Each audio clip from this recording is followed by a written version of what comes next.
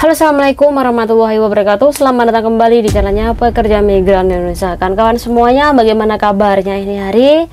Semoga baik-baik saja nggih. Semoga kawan-kawan semuanya senantiasa Tuhan Anda, Allah SWT selalu melindungi Anda dimanapun Anda berada. Dan semoga kawan-kawan semuanya selalu terhindar dari mara bahaya. Dan semoga ketika kawan-kawan melangkah nih sesuatu hal yang baru, semoga apa yang menjadi langkah Anda berikutnya ini lebih baik daripada kemarin-kemarin ya, amin. Intinya semoga kan semuanya dipermudah segala urusannya di negara beton ini, amin. Nah kawan-kawan, kali ini kita bakal membahas sebuah curhatan, dan ini mengenai kawan kita yang udah bekerja lama banget di majikannya, kemudian dia pindah perkaranya karena tergiur omongan dari agensi dan juga temen. Nah ini ujung-ujungnya ternyata tidak sesuai ekspektasi yang kawan-kawan dia beri masukan, agensi beri masukan untuk pindah majikan. Ternyata kayak singa ini majikan yang baru, hingga mbaknya ini bingung bagaimana cara untuk pindah majikan, apakah bertahan atau harus memutuskan kontrak kerja. Nah bagaimana dengan ceritanya? Sekali lagi bisa jadikan pelajaran loh. Kalau kawan-kawan seperti di posisi ini, yakinkan bahwa kawan-kawan mau pindah. Jika kawan-kawan tidak yakin, tolong jangan pindah majikan, oke? Semoga bermanfaat buat kawan-kawan semuanya, dan ini adalah ceritanya. Oke, bekerja lama di negara Hong Kong memang banyak banget pengalaman yang bisa Anda dapatkan. Namun kadangkala pengalaman itu tidak cukup buat kawan-kawan semuanya untuk ngambil tindakan ke depannya bagaimana. Apalagi kita tidak tahu hati orang itu baik apa enggaknya. Bisa jadi ketika dia baik sama sampean itu ada maksud tertentu. Nah itu kan banyak ya. Jadi alangkah lebih baiknya lagi kawan-kawan lebih berhati-hati terhadap kebaikan orang, ataupun alangkah kawan-kawan ini dipertimbangkan secara matang ketika pengen mengambil tindakan. Nah contohnya kita panggil aja Mbak A. Dia udah kerja lama nih di negara Hong Kong, dan di majikan terakhir dia ini sekitaran 10 tahun, yang dimana ini lengkap lah, ada 2 anak, kemudian ada majikan laki perempuan. Majikan perempuan ini memang agak cerewet Mbak, tapi karena dia bekerja 10 tahun dia bisa mengatasi. Namun lama-kelamaan dia jenuh.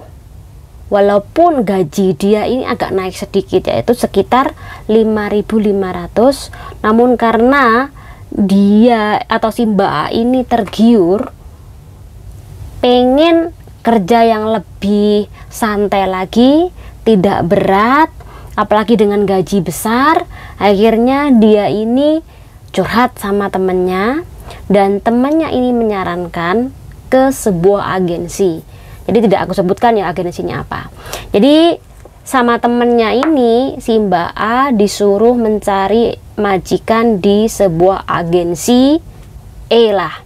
Nah di agensi E ini Mbak E ditawarkan gaji besar banget, yaitu sebesar 7.500 atau sekitaran hampir 15 juta per bulan. Dan pekerjaan ringan banget Mbak, bersih-bersih, kemudian jaga singsang 1 sama jaga anjing 2 ya. Nah gaji 7.500 ini membuat si Mbak A ini tergiur, dan konon katanya temennya Mbak A bilang enak Mbak kerjanya di situ, cuman bersih-bersih doang kok, kadang-kala singsang kerja. Jadi sampai di sana nanti nggak ada kerjaan dengan gaji tinggi. Nah karena itulah si Mbak A akhirnya tergiur, dan kemudian Mbak A ini tidak mau melanjutkan kontrak lagi.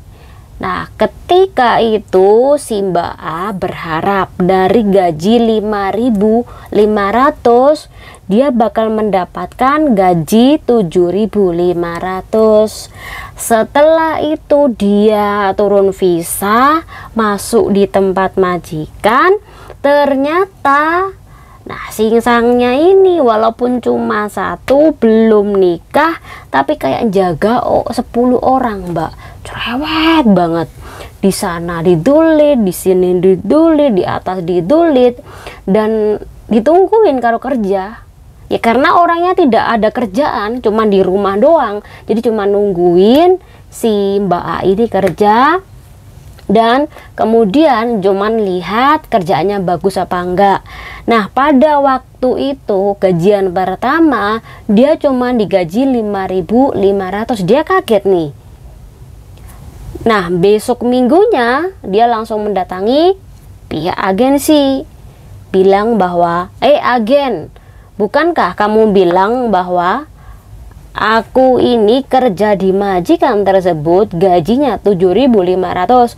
Kenapa kok fakta di lapangan cuma 5.500? Nah, agensi bilang di sana tidak ada kerjaan. Kerjaan cuma sedikit, cuma jaga singsang 2 anjing. Buat apa harus menggaji kamu besar jika tidak ada kerjaan? Jadi ketika dibilang seperti itu, Mbak A tidak bisa berbuat apa-apa karena tidak ada bukti di atas kertas bahwa Mbak A bakal digaji sekian-sekian. Jadi cuman omongan yang akhirnya tidak berpayung hukum. Nah, itu tidak bisa dituntutkan sebagai kebohongan. Kalaupun sampai 7.000 kemudian ditulis di kontrak kerja, ini juga tidak bisa karena gajinya itu terlalu tinggi. Nanti pihak imigrasi akan nanya, kamu kerjanya apa kok terlalu tinggi, kerjanya berapa rumah, kenapa digaji tinggi. Jadi nanti malah ribet. Dan si Mbak A ini kecewa kan, katanya gajinya dapat tinggi, ternyata cuma standar lebih dikit lah, dan itu seperti majikan yang lama. Apalagi majikan yang baru ini lebih cerewet.